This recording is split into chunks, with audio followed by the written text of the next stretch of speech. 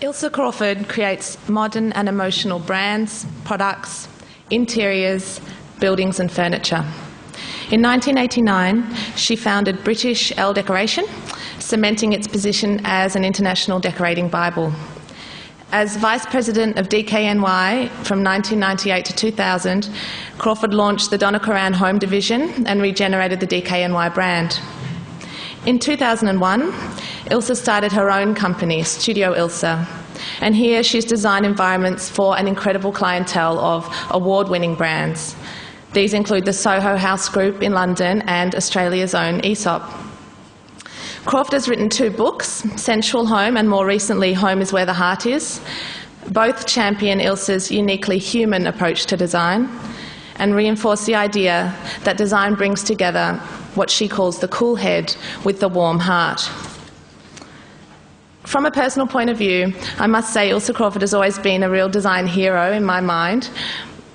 So in preparation for today's event, I've been really trying to isolate what it is about her work that is so unique and so engaging. And I think really it comes down to what is essentially a very democratic approach to design. So in the work I do, I spend a lot of time documenting people's private spaces, their homes, their workspaces, and I've become really interested in the appeal of authentic, imperfect spaces, eclectic, layered, rich spaces, interior environments that tell something about the history of a space and those who inhabit it. The Studioilse ethos celebrates and validates these ideas and essentially reaffirms the notion that good design, for any brief, starts with the human spirit. So we'll start with some questions from Dhiren, I think. Oh, is it you? Oh, sorry, from Cindy Lee. Welcome, Ilse. How are you today? Hi. This is a quite surreal thing, so I hope. Are you all right? You can hear us? If it gets a bit echoey at this end. Okay. You seem so versatile and your work is varied. Physically, how do you teach in Holland and run a practice out of London? Day to day, how do you manage Studioilse? I work very hard, basically, and sometimes it really doesn't work. I mean, a couple of weeks ago, I had to sort of move meetings around, and I ended up flying to Holland and then doing a 23-hour day and then coming back.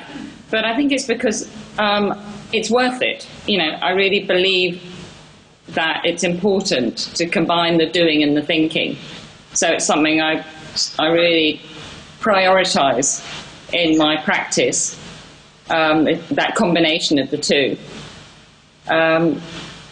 And then when it comes to the day-to-day practice of running the studio, obviously I have very good people that I trust. I mean, you know, it comes down to that. A lot of the people I've worked with for a very long time. One of my colleagues have worked with me since the Elle Deco days. Very few of the people that work with me in the studio leave. And above all, I've got a very, very good studio director who, you know, I would say is the more left brain of the two of us. You know, superbly organisational. So it's a combination, really, of all of those things. It certainly doesn't happen by accident. Right, thank you. Can you explain the difference between design and decoration? What are the boundaries and what are the differences between styling an environment and designing an environment? I think we, as a studio, take aesthetics as a given in the sense that it's our skill. If we were a cook, it would also be our skill. But we start from somewhere else. We start with the content and with the human experience. And our process, which I can tell you a bit more about in a bit, is the thing that we follow through. And for us, the aesthetics, the decoration, if you like, is just one way of answering that question.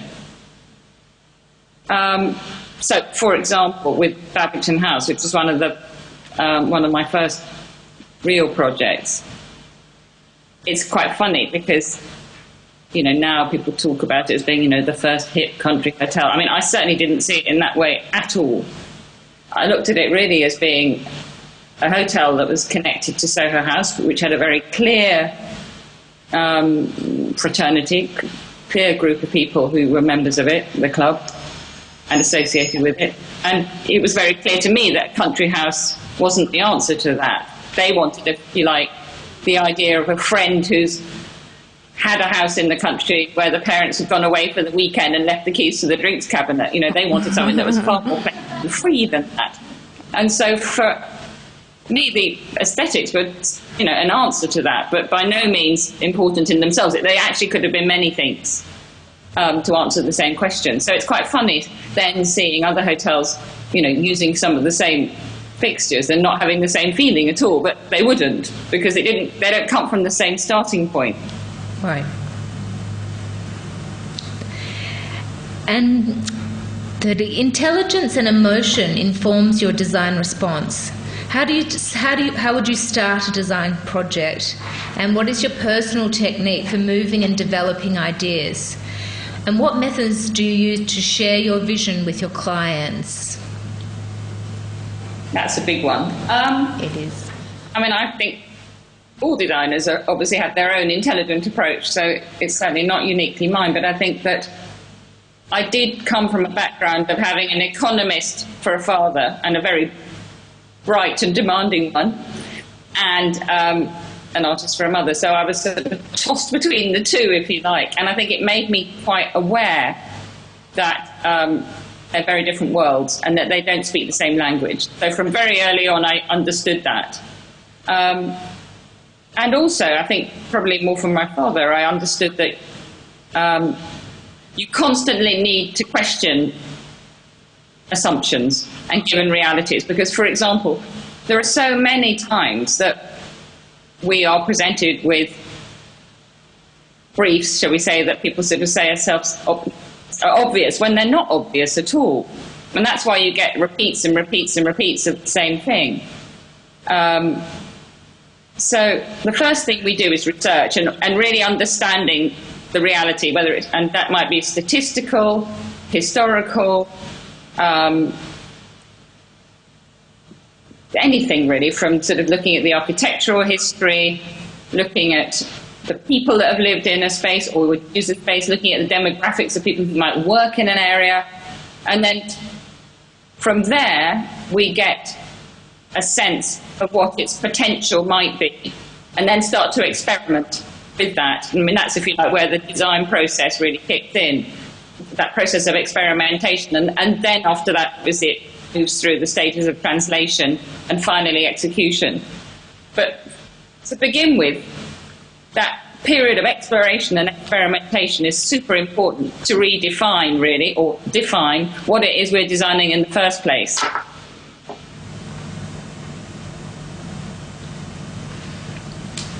I think we lost you at the end there, but are you right?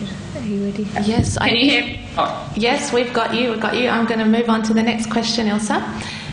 You've said that materials are a language, that materials have hidden messages. How do you use materials to communicate? I mean, again, it's going back to the process, I think, and rather like the aesthetic, for us, materials are very specific to what it is we're trying to create, the reality that we're trying to make. So I think that really with design you can make sense of change and make these new realities. But for example, you know, I always give the example of airports. You know, if you go through Heathrow Airport, it's very clear what those materials are saying. You know, their carpet tiles are rather dirty, they look somewhat uncared for. Maybe not Terminal 5, that's changing, but certainly what about the values of a country? Whereas if you go through Copenhagen Airport with its wooden floor and, you know, nice Fritz-Hand seating, you get a very different message of what matters to those civic authorities. I think materials give very, very powerful messages. And of course, as humans, we're embodied creatures. You know, we actually understand what's going on around us far more, I believe, through our physical senses than through the rational side. I think rational is how we communicate with each other, it's how we explain But it's a bit like a whole thing about when you're public speaking and people make up their mind. I think it's something like 93% from your body language and your tone of voice and 7% from what you actually say. So, you know, I think it's pretty much the same way with design. Okay. So to perhaps give a few more examples, if I look at some of our own projects, we did a restaurant in Mayfair, called Ciccone's. And it's a kind of fascinating story. It had been sort of North Italian restaurant in the 80s, a kind of guys who lunch sort of place. And when I looked at it in, I think it was 2003, it was basically filled with a couple of blokes nursing glasses of brandy. But it was between Bond Street and Vogue House. It made no sense. The world had moved on since it had started. So the brief I set myself really was how to make something that could be appealing to women, would give that market to it, but also be the ongoing story of this North Italian restaurant, because we wanted to keep the staff, the manager, who was fantastic. So I ended up looking at that sort of whole North Italian thing where, the Milan, the Verona, the Venetian cafe, sort of walking along the street, the materiality, the clicking of the heel on those marble floors, and translating that to the place. And it's just worked incredibly well. But in large part, I think that's to do with telling a story through materials. Okay. You place huge importance on your partnerships with makers, seeking out the sensibilities of master craftspeople over computer-aided production. So this is a two-part question. Firstly, why is this focus on craft so important to your practice?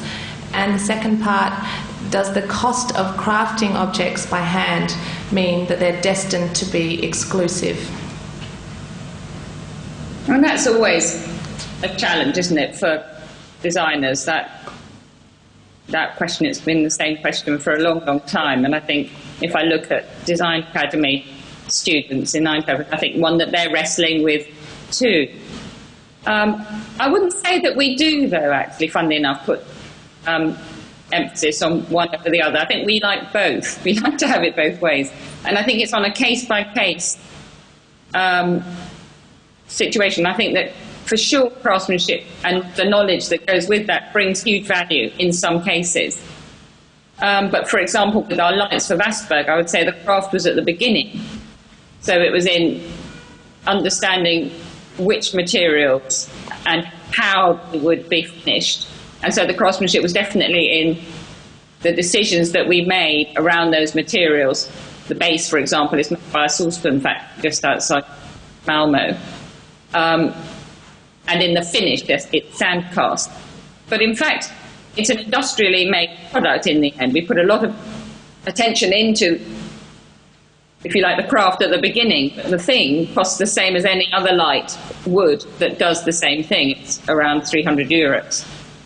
Della Spada's a different case, and there, because it's employing a factory of people who've worked in the cabinet business for a long time, it's definitely mechanised, otherwise you couldn't be competitive.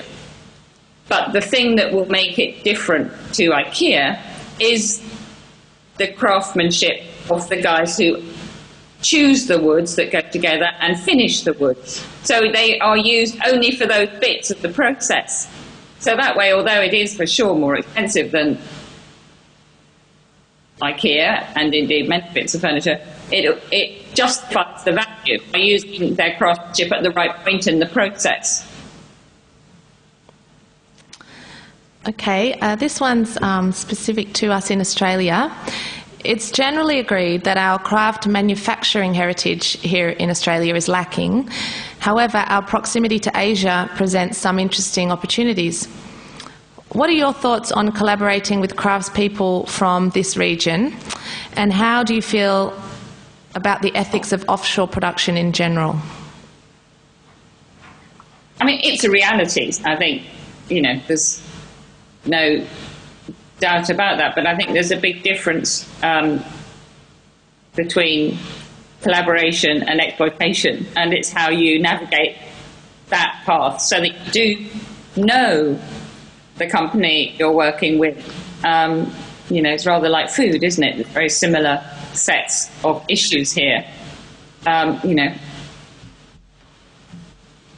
at the same time, I think it's not necessarily true that manufacturing or making things at home is so expensive. And I think that's probably less true for you in Australia than it is for us here in Britain. But I think what's happened after the meltdown of industry and it moving to Asia is, funnily enough, quite a few companies have started up that are quite competitive, particularly when you add in the shipping and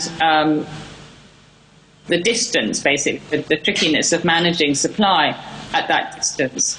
So while obviously manufacturing elsewhere in the world is not going to go away, what's very interesting is that, for example, John Lewis here in Britain are now increasingly buying things that are made in the UK. So it's not just a elitist thing. I think you also need to look into whether there are potential suppliers locally, if possible. Ilse, I'll ask you a few questions now. How do you prevent your vision from being diluted, either through time or budget constraints? And can you talk about how this has changed through the course of your career? Ooh, that's $1 million question, isn't it? Well, we put a lot of work into the beginning of any contract. And I would say since the financial crash, probably all designers find they're putting even more time into that part of any contract. So, very often we find we've pretty much costed the entire job before we've even started. But I think in the end it's very good because it starts to open up all the real issues here. Because at the moment, I think design is often seen as something that fits into a box.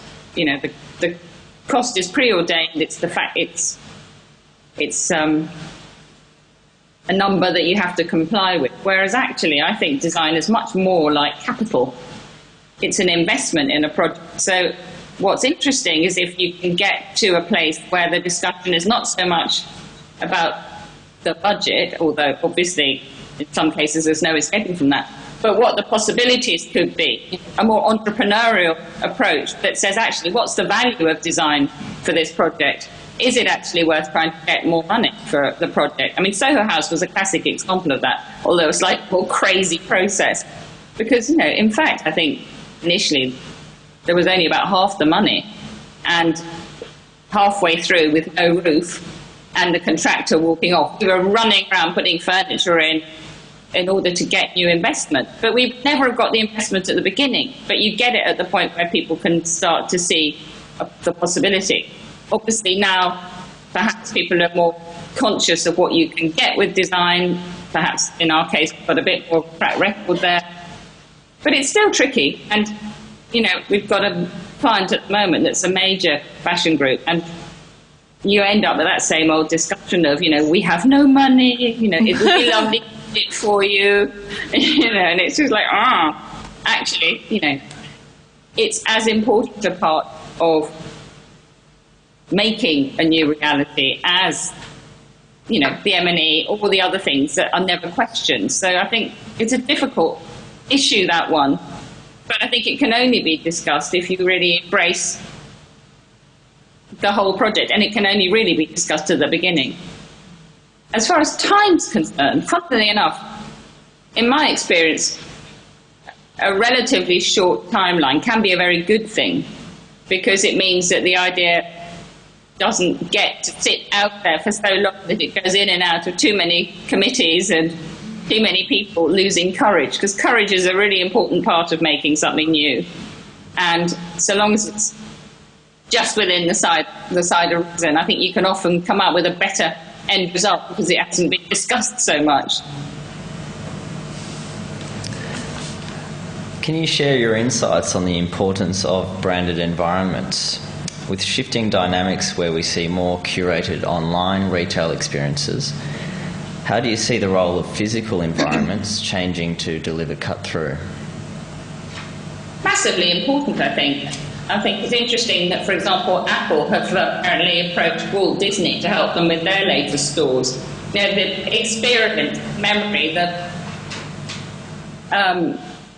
the sort of tangibility, really, of physical space can never be replaced online. I mean, online, as we all know, works perfectly with branded goods, but first of all, you have to create that sense of value, and I think that can be done in physical space. So what I think quite interesting is physical space is less about selling and more about bonding, if you like. And, you know, then I think the selling side is obviously very much the thing that increasingly is happening online. And in Britain, for example, you have this whole issue of many, many high street shops empty, which is devastating for small towns and cities, particularly true outside London, obviously. But interesting, I went to Margate at the weekend, which is a British seaside town, not particularly well-heeled. But you suddenly started to see really fascinating new projects popping up, ones that could never happen in London, in these small shops. So, you know, real kind of cafes and vintage shops, and yeah, it creates possibilities. And how do you see the role of design changing in the future? How can designers help tackle the global social and economic challenges of today? And is Sorry. Is it possible, this is a triple-barreled question, is it possible also to integrate business, brand and social benefit? I mean, I obviously think so, otherwise I wouldn't be teaching. I mean, I started Man and Wellbeing at the Design Academy Eindhoven 10 years ago, and I have seen extraordinary projects coming out of the Design Academy that I think really show what design potentially could do if it was collaborating with the right people. We did a project in the studio with an island off of Newfoundland, of Canada. It's called Fogo Island. And actually, we didn't design anything.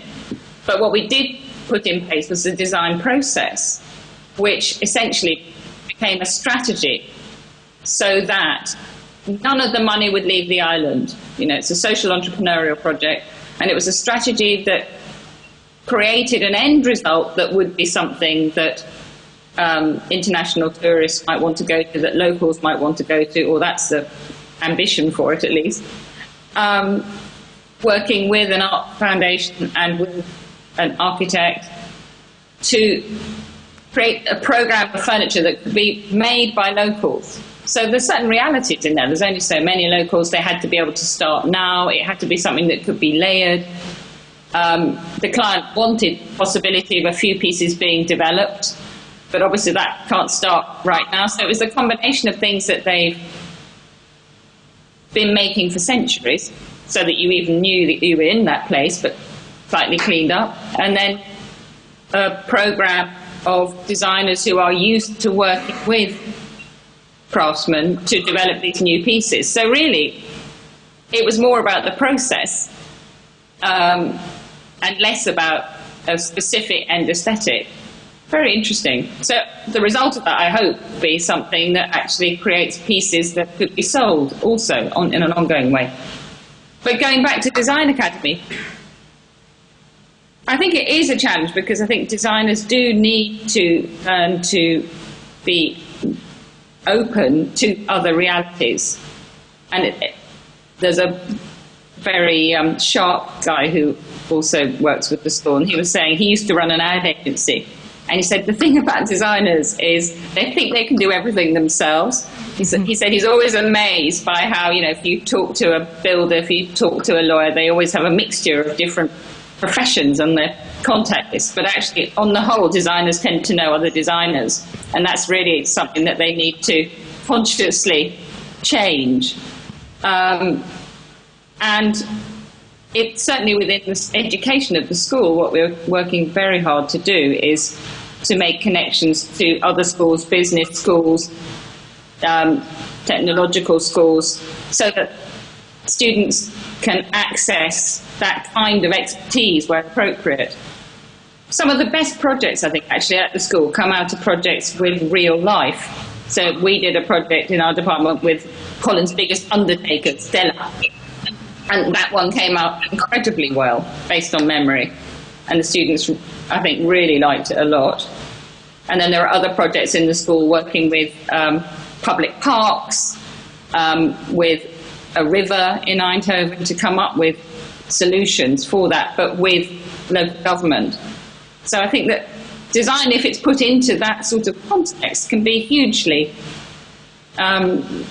hugely powerful, actually. And my experience is that that's what designers love to do in practice, actually. They seem very, very happy with the results of those projects because you really see them used. They make a difference. Ilse, I've been keeping an eye on whether we've had any tweets. But I haven't really had any questions. So has anyone got any questions they want to send through? If not, I've got a couple of questions I can start with. I suppose one of mine is, I think, well, I would certainly, Lucy touched on a number of the hats that you've had over the years in publishing and working in a fashion house, obviously in the furniture department. But can you give us sort of a bit of a trajectory as to what your training and career path was? Well, I was never trained as a designer. I did history. But I think probably it was being brought up by my sort of, Scandinavian mother and economist father that, in a way, made me aware of what design can do. Because, as you know, the whole sort of Scandinavian way of home being sort of, kukelig, and the idea of putting soul into a building, it's a very specific way of looking at design. It's part of your everyday existence, probably because they have to spend so much time indoors. So when I sort of went out into the world and saw that actually it really wasn't like that, I was very fascinated by that and wanted to become an architect, actually. But for various family reasons, that didn't happen, and I ended up writing for an architecture magazine. I was an editor on the Architect's Journal, and then through World of Interiors, and started Elle Deco, largely because I wanted to make design more democratic, more open, because, the World of Interiors, I was the modern girl, but, I could see that I was the relief between pages, and I really wanted to do something that had more reach. But again, that taught me a lot, and I think I understood, having been through so many houses, because, you can imagine, you feature 5-6 houses in Italy, that's probably 300 houses you see a year. I saw thousands of houses, and it was very interesting to me how few houses that looked good in print actually felt good in reality, and how many people basically kind of lived in the bedroom and came out for dinner parties. So I was really fascinated by the few that actually were not like that, and started just for myself to read up on sort of human behaviour and anthropology and architecture, and trying to understand where that had, what had happened really. And I discovered that there were really quite a lot of thinkers who had also thought that, but were sort of not in the mainstream of design and architectural thinking at the time. If you think back to obviously Joseph Frank or Rudowski, Schindler, the way that things looked, the more representational side of modern, became the way that we discussed it. Probably as a consequence maybe of the American dream, I don't know. It sort of slid into that way, didn't it? Whereas the other school, much of it Scandinavian, but not necessarily,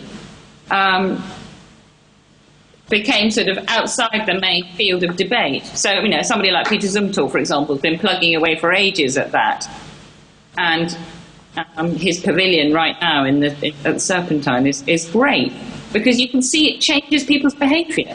Historically, pavilions people have enjoyed, but they've kind of wandered through. But this one, people sit and inhabit. That's what I find so interesting, is to make inhabitable space, public or private. how you can design space that makes it a stronger human experience and that you can really inhabit. And I suppose one of the things I found interesting in watching some of the footage online on videos and interviews that you've had, you've talked earlier about your design process, but something you talk about as well is the importance of physical model making in your practice. Can you talk a little bit about why? I suppose it seems to be a little bit of a dying art sometimes with the ability of using sort of 3D renderings and computer modelling, but can you talk a little bit about maybe how the importance of physical sort of old-fashioned cardboard modelling is important in your work? I mean, we do both, obviously. I mean, you know, our CAD skills are important too, and they're good for planning from above. But building, funnily enough, are not lived in from above. They're lived in your feet on the ground. And, you know, I always find it quite interesting, most architectural drawings are from some sort of, you know, distance, somewhere off the ground looking down. But use cardboard models, obviously, to understand the space ourselves. I think they're a huge learning tool for us. It's very, very interesting once you put your ideas into 3 dimensions, how things change. But also as a way of communicating with clients, because, you know, with building, it's a huge amount of money at stake. And at the time, some of our projects take 4 years. So I think without a model, it will be very difficult to keep pace. Because I mean, you know, you have to have such powerful belief in what's going to happen to continue that process. There's so much at stake. So models really help there, far more than renderings, I think. I mean, I find my most business-like clients, the most left-brainy ones, are the ones who immediately latch onto models and materials. It's quite fascinating. We've received some tweeted questions.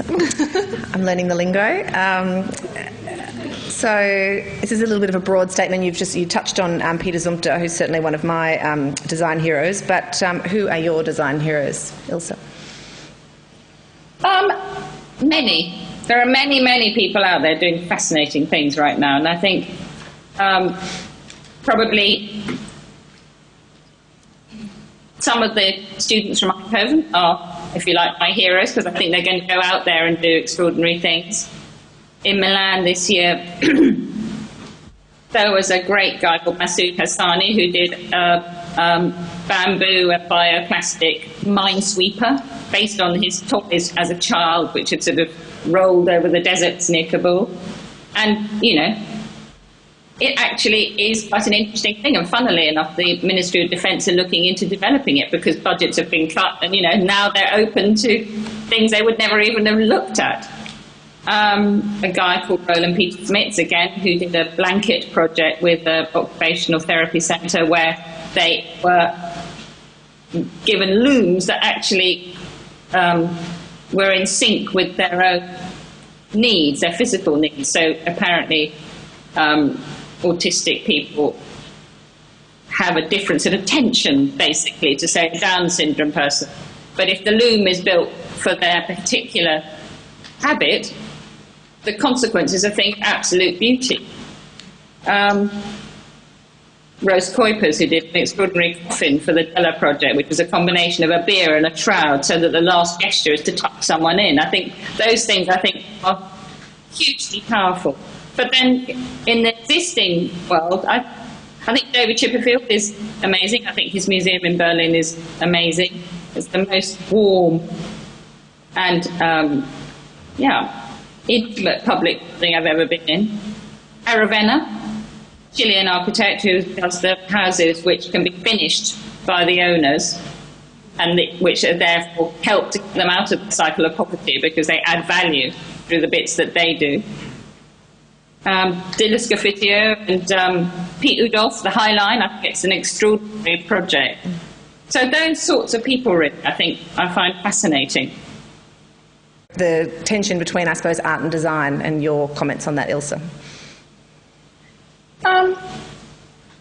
I think designers often got to watch out being bad art, but I think we all inhabit the same cultural bubble, and we respond to it in different ways. I mean, art doesn't have a user, and design generally does. That's probably the difference, is that there's context involved, and a client, generally speaking, with design. But I think in terms of the issues that we're responding to and the sort of human honesty involved, I think they're the same. I had a question or two. Want to ask if you could expand on your work with the students at Design Academy Eindhoven, where you posed the brief which involved working with an undertaker. Do you see more potential for designers like yourself to work with different industries? You mentioned that the designer who worked on the Minesweeper. Do you see thinking expanding into areas where it may not have in the past? Definitely. I mean, design's an incredibly young discipline, isn't it? I mean, it's, barely been around. So, and I think increasingly I've noticed companies are looking at the design process and being very interested by it, because it is actually a very good process for making new brands, new reality, new characters, if you like.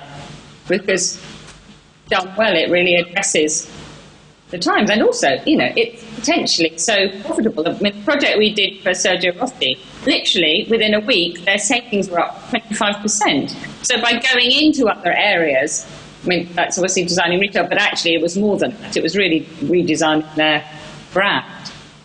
But go back a bit with students. We find that almost the best projects are where they work in reality, but with coaching. So as a teaching team, you're there, obviously, to give feedback, but truth is stranger than fiction, basically. It's far more interesting. Doesn't always work, but I think it's a more interesting place to go than the idea that education should be separate from the world. I think at least for 2/3 of the time it should be integrated.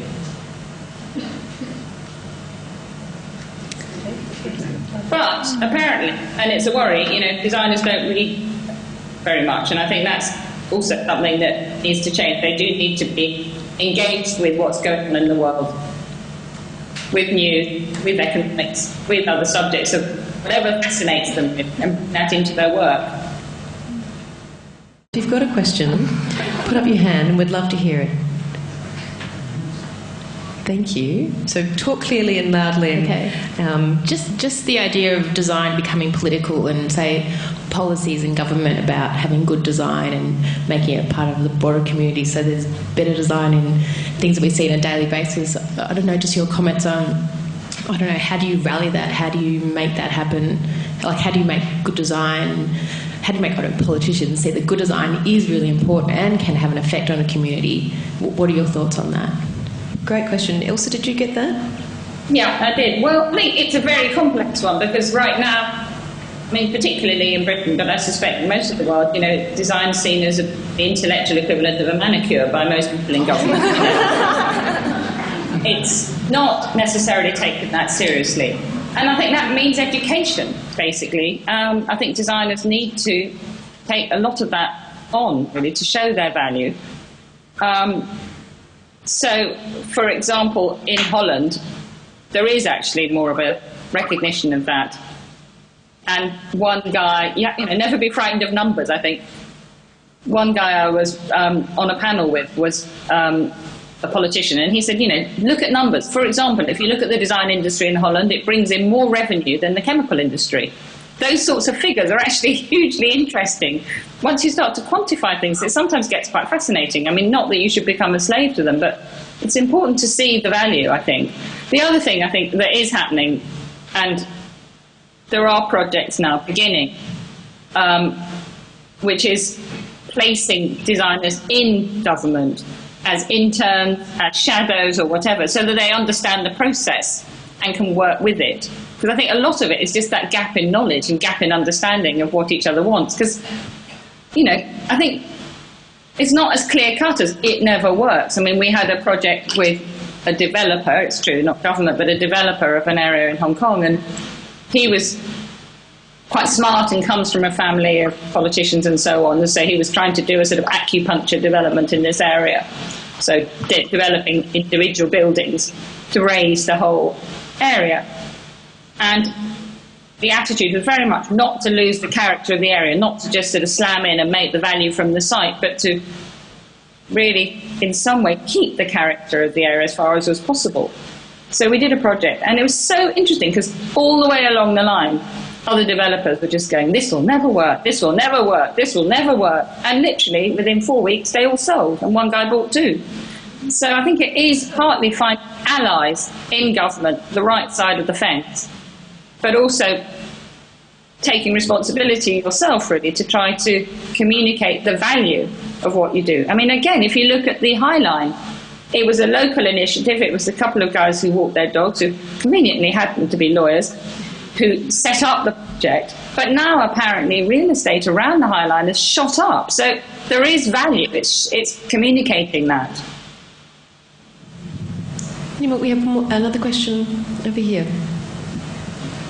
Ilse, there seems to be, partly in the design industry, a growing idea of allotting some resources and time in the budget and planning to pro bono design, looking at designing things for free for community projects or charities as something to enhance your own design studio and giving you experiences and such like that.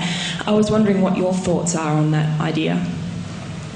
I think it's great. I mean, it's a balance, isn't it? So we obviously need to pay people and so on, but I think for sure in our studio we have a balance of the things we do for free and the things that we do for fees, and it's a strategy that we have, really, free or at cost for projects that we know can't afford them. I mean, Fogo was one of those, of the water exhibition that we did in Z33 and so on. So those projects are very important to the studio, the education.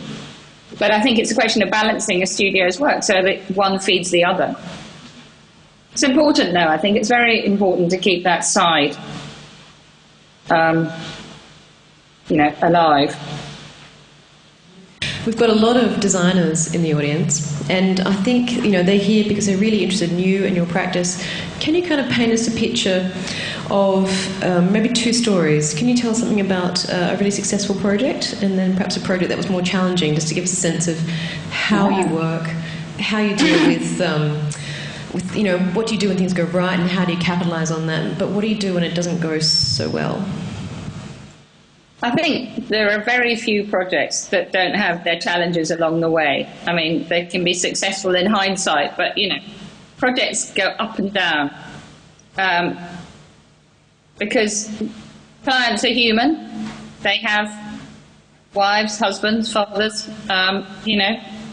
So we've got one project at the moment that's very much up in the air and being redefined because of family. But I think that our job is to communicate all the way through incredibly well and not to sort of go on the defensive about it, to constantly communicate and explain.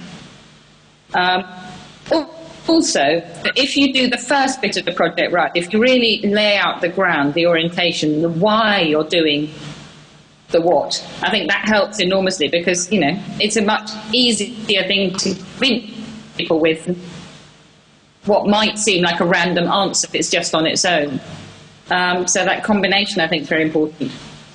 But yeah, I mean, successful. I mean, I suppose Kransbach has ended up being very successful. The well-being hotel in Germany, just on the border with Austria. But for sure, it had some bumpy moments because I was hired by the Austrian client, I think, because he thought that I would be a good fit because the building was built by an English woman in 1913.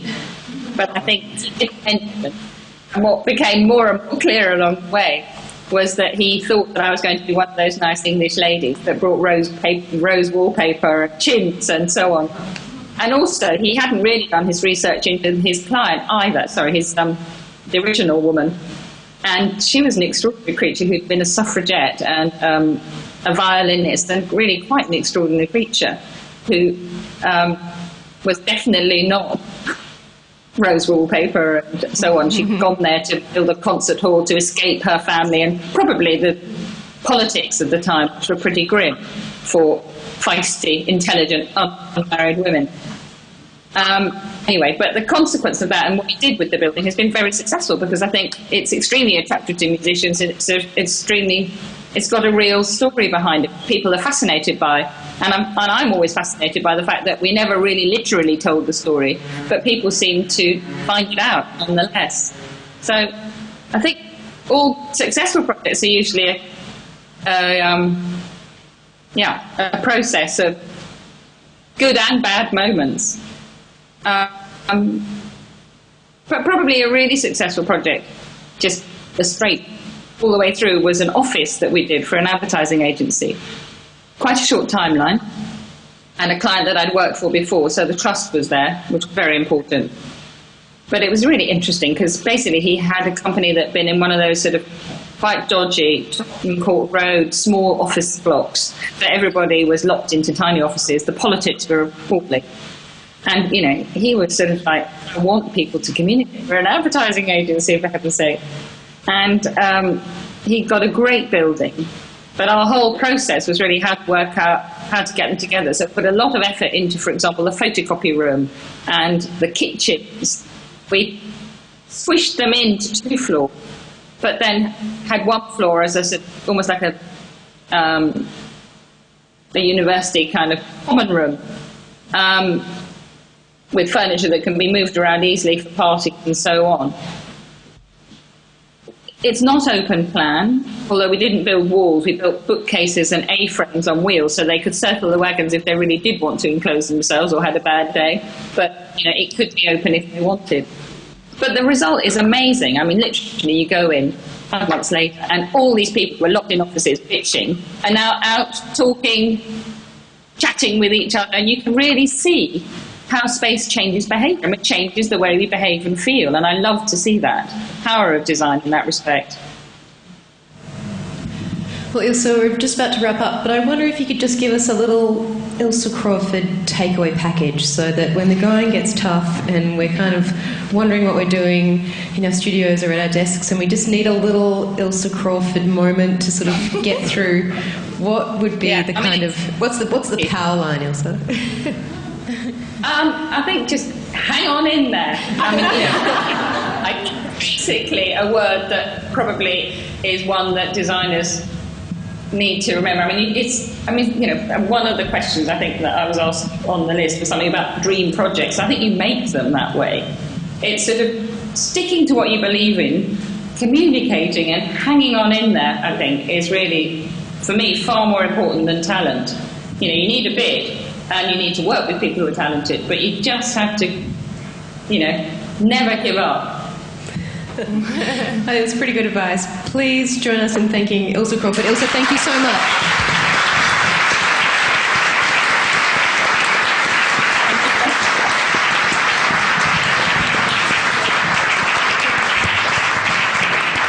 And everyone, please put your hands together for our amazing panel. Bye, Ilse. Please thank Claire and Cindy Lee and Dhiren and Lucy.